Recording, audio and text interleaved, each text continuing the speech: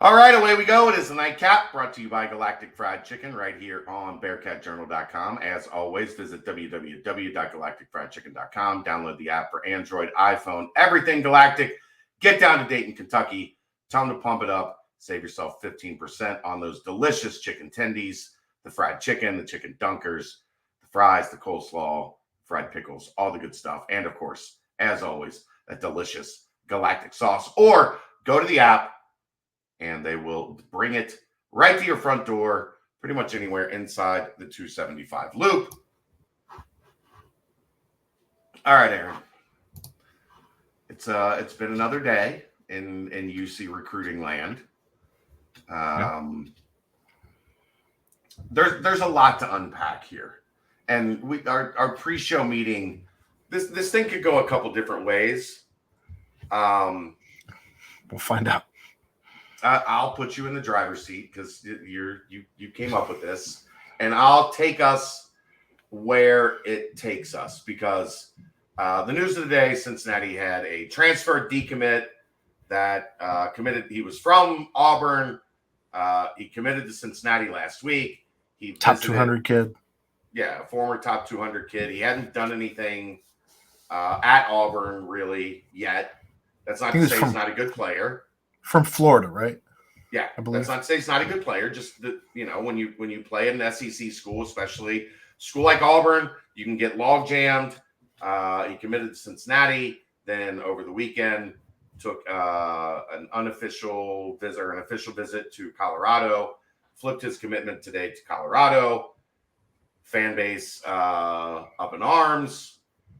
And go.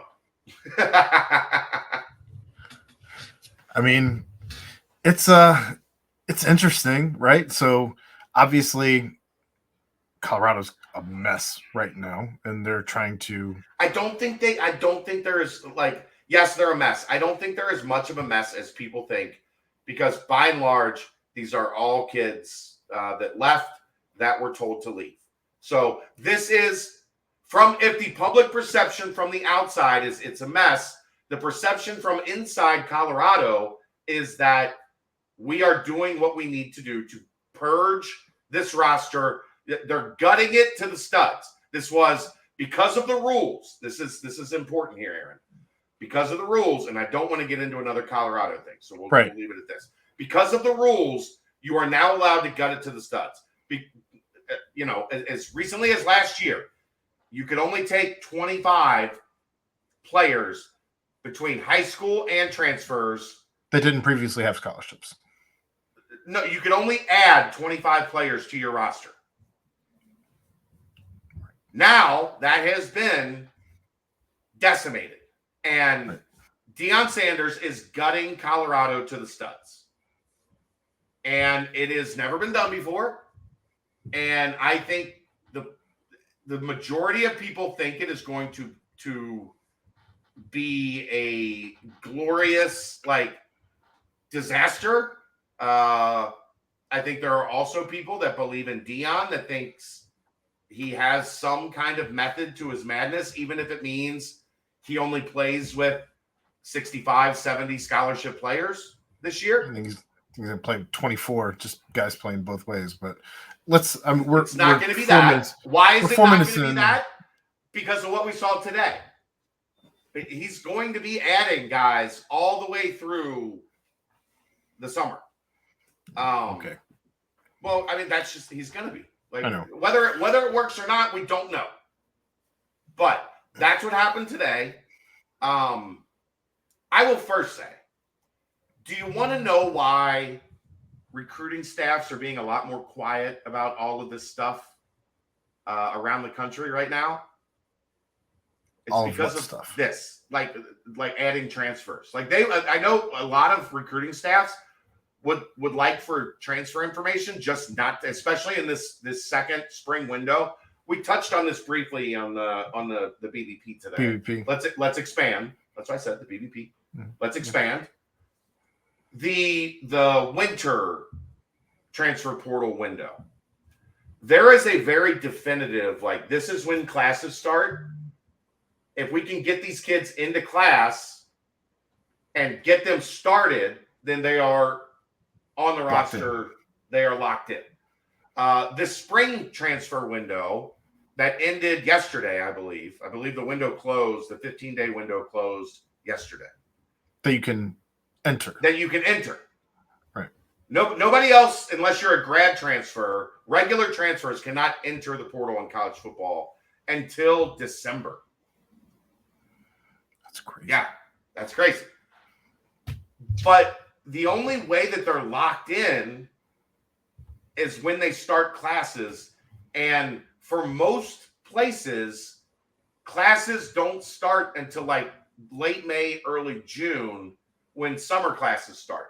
So you cannot lock a kid in, even if they sign grant and aid paperwork, even if the school announces the kid.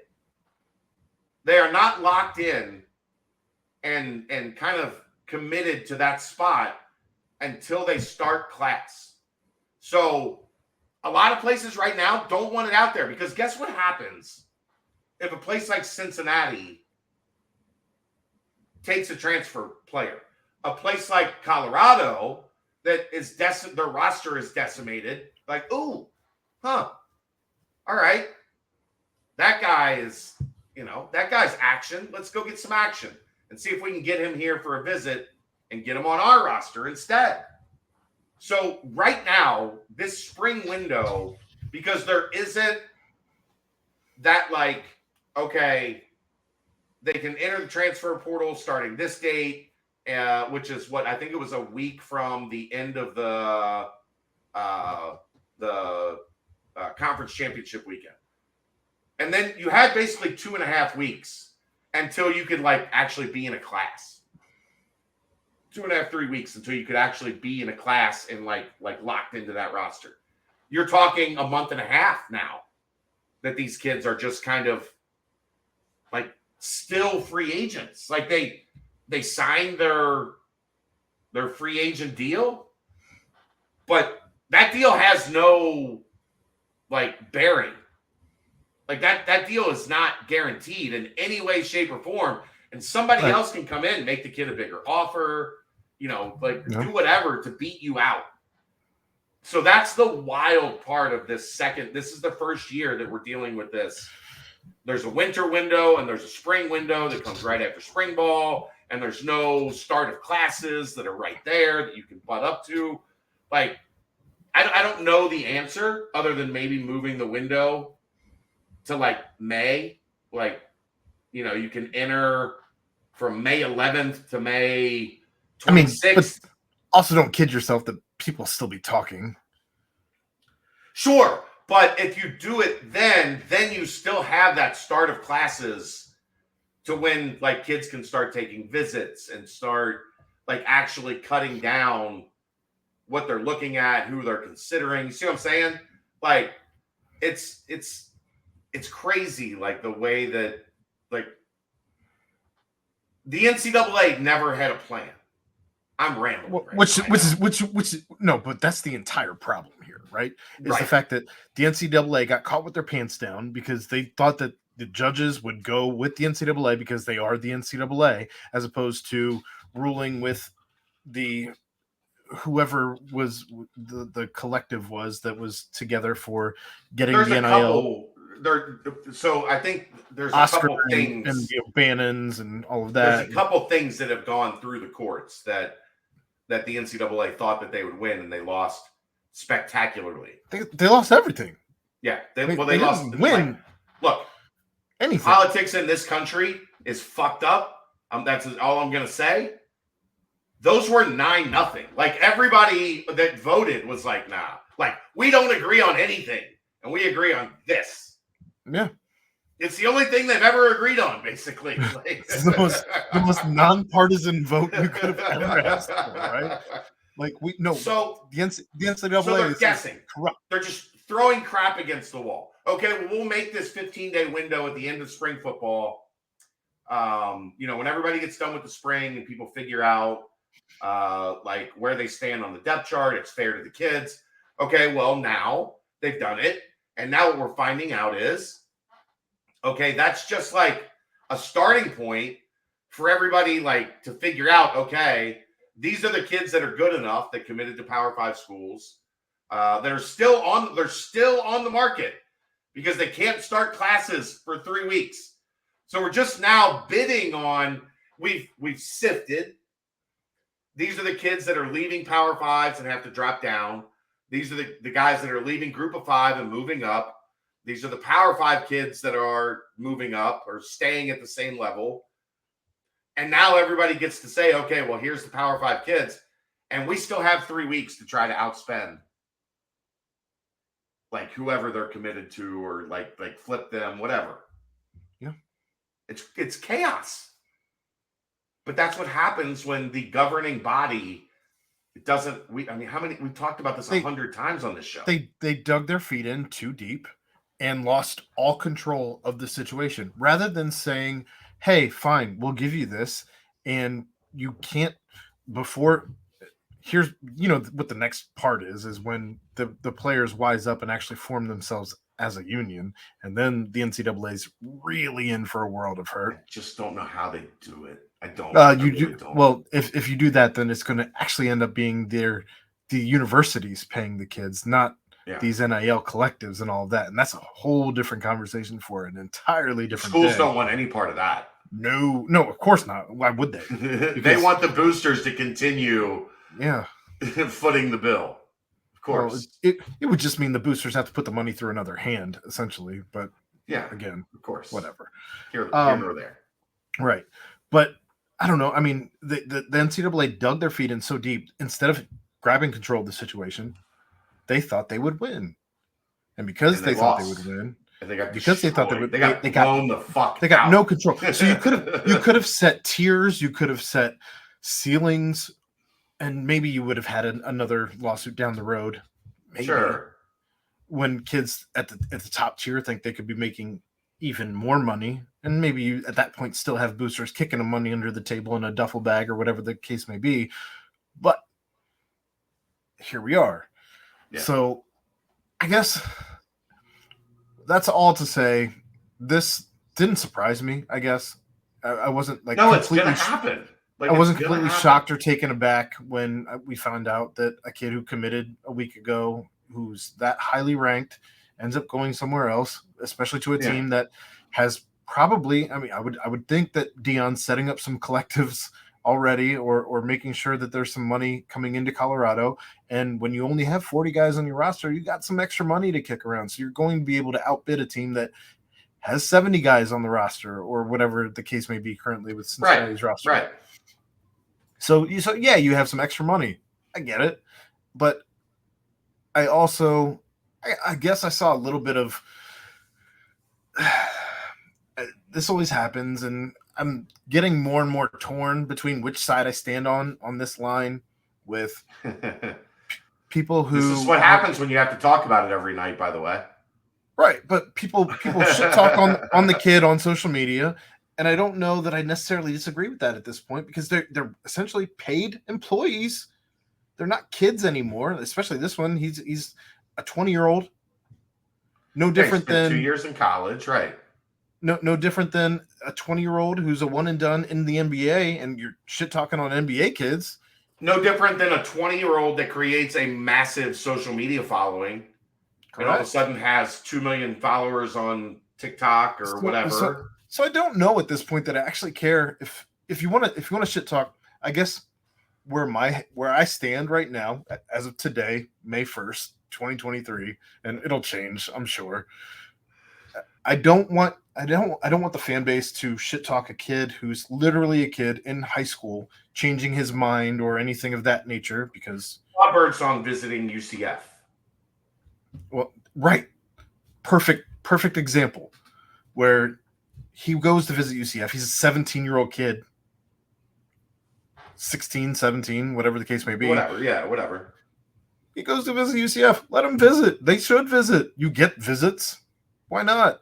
It's not even an official. He's just there unofficially. Like, he just stopped by. It's not like UCF's paying for the visit and like whining and dining. No, he just went down there and stopped by. Did he commit to Cincinnati? Yes. Is he going on another visit? Sure. Do you blame him? No. I don't. Right. Let kids be kids. At that point, we You all know what we did see dumb every shit. year, Aaron? We all did dumb shit. Agree completely. I'm still doing dumb shit right now today. Not as much as you, but it's relative. I'm not arguing. There's kids that are committed to Alabama that visit Ohio State. There's kids that are committed to Texas that visit Oklahoma. Like Cincinnati's going to flip kids. They do that, and we celebrate it. Like, sure, but when a kid flips from here, double birds. This is a wild, wild world in recruiting. It's only going to get wilder with Cincinnati being in the Power 5 now. Here is what I would suggest. Because I have avoided a lot of this noise. You know how I've avoided a lot of this noise? You got a lot going on. Hospital and what have you. Dog died. Whatever. 12-year-old. Rest in peace, Bear. I've muted a lot of the toxicity on Twitter. The people that I know are toxic, and the people that have shown that they're just going to be negative, just mute them. They go away. It's fine. They go away. You don't hear it. You don't see it. And you know what happens when you don't hear it, you don't see it? You don't respond to it. And it doesn't impact your day. And you don't have to worry about telling that person they're an idiot. Because they just get to be an idiot in their echo chamber, and they're just surrounded by the people that want to be negative constantly. Like-minded idiots. Like-minded idiots. And they get to live in their little world that doesn't impact anybody else. Just hit the mute button. And you won't have to deal with it nearly as much. And then you follow me and you follow Aaron and you listen to this show and you go to bearcatjournal.com and we do our best to filter that out. And you don't have to deal with the dumb shit nearly as much. Because the people just genuinely right now, Aaron, like it is what they wake up for. They wake up to see something that they can have a negative take about. And that they can be pissed off or angry or whatever. Well, how much of this do you think, though, was birthed from the debate shows that on 5 days a week on ESPN? Sure. Everybody's got their Fox. hot take. Everybody's got to be Stephen A. or, Skip or like those guys are one of one. They're getting paid $50 million for their takes. You are getting paid $0 for your takes, and nobody wants to hear them. But you. They're not always necessarily good, even at that level. So right, those guys still get clowned for their bad takes. Yeah, but you don't have to have that in your life. You really don't. And I know that's funny coming from me because I've argued with these people incessantly. But I just got to the point. I don't block them because when you block them, they create new accounts and they come crawling out of the woodwork. Sorry. My favorite part about muting is they don't know. They don't know that you don't see it. And it just makes it easier on yourself. Like that's a life hack for me that it took me a long time to learn. And I'm gonna try to do. I've tried to do better. I think I've done better on that front. Obviously, for reasons probably a lot deeper than just because I had some people on mute. But just mute them. And you don't have to hear it. You don't have to get caught in the echo chamber. Long story short, we can shit talk collegiate athletes. Don't shit talk high school kids. The portal is crazy. Like even shit talking collegiate athletes. What are you gaining from shit talking to the kid that flipped from Cincinnati to Colorado today? What did you gain? What did you win? Well, if I have a conversation with you off air, not on social media, I'm gonna shit talk whoever I want. Sure. But when you're putting it out in public, what are you winning? That ain't me. I'm just not gonna be upset anymore when people do it, though. Yeah, I guess my thing because they're paid athletes at this point, right? Like sure. Sometimes 7-figure paid athletes. I was watching something today, and it's similar, and we'll end it with this similar realm, and the conversation was centered around like somebody was giving advice to somebody. And the person getting the advice was like, but I love the game. I love playing the game. and the person said, "Have you ever tried to win the game, or do you just like playing the game?" Because what we do on Twitter, what some do on Twitter, is they just play the game every day. They wake up, it's a troll they play the game, they get mad, they get like they're just looking for something to get mad about, to get a reaction, to get an interaction, to get status for their Twitter account, whatever. They're just playing the game. They have no intention of winning the game, of being right ultimately, or having a sound, solid, intelligent take. And if you're just here to play the game and shit talk these kids, guess what? You are in heaven, because this shit is not going to stop for a long time. We are going to go through this every spring, every winter, and it's never going to end, because the NCAA completely, royally effed up the way that this is happening. But if you want to win the game, you play to win the game, right? You play to win the game. Ignore the noise and just let kids be kids. Let adults be adults. Who cares? I'm not going to be mad at somebody. Like, maybe this kid that's going to Colorado got an extra $100,000 to go to Colorado. Guess what? Guess what I would have done if I was 20 and somebody wanted to give me an extra $100,000? Peace, bitches. Well, like a former mayor once said, take care of yourselves and each other. Rest easy. That'll wrap it up. Kelly Bear. Oh, God. It's the Nightcap, brought to you by Galactic Fried Chicken, right here on BearcatJournal.com.